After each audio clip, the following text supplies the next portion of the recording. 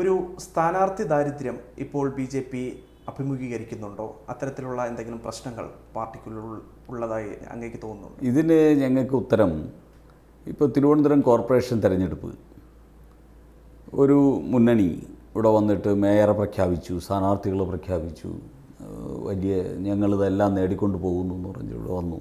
വേറെ ആരുമില്ല, കോൺഗ്രസിൻ്റെ കെ മുരളീധരൻ വന്നു. അവസാനം എന്ത് സംഭവിച്ചെന്നറിയാമല്ലോ.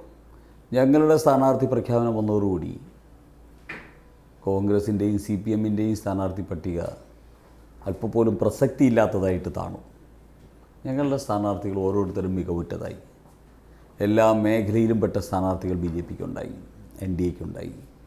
അങ്ങനെ ഞങ്ങൾ സ്ഥാനാർത്ഥി പ്രഖ്യാപനത്തിൽ ഞങ്ങൾ മുന്നിലെത്തി, സംഘടനാ പ്രവർത്തനത്തിൽ ഞങ്ങൾ മുന്നിലെത്തി, ഈ നഗരസഭയ്ക്കെതിരെ ഉയർന്ന അഴിമതിക്കെതിരെയുള്ള പോരാട്ടത്തിൽ ഞങ്ങൾ മുമ്പിലെത്തി, തെരഞ്ഞെടുപ്പിലും ഞങ്ങൾ മുൻപിലെത്തി. അത് തിരുവനന്തപുരം, അതിന് ഉത്തരം തിരുവനന്തപുരം നഗരമാണ്. അപ്പോൾ അതുകൊണ്ട് ഞങ്ങളുടെ സ്ഥാനാർത്ഥി പട്ടിക പുറത്തു വരുന്ന സമയത്ത് അഭിജിത്ത് ഉൾപ്പെടെയുള്ള എൻ്റെ പ്രിയപ്പെട്ട മാധ്യമ സുഹൃത്തുക്കളുടെ എല്ലാ സംശയങ്ങൾക്കും ഉത്തരമാകും.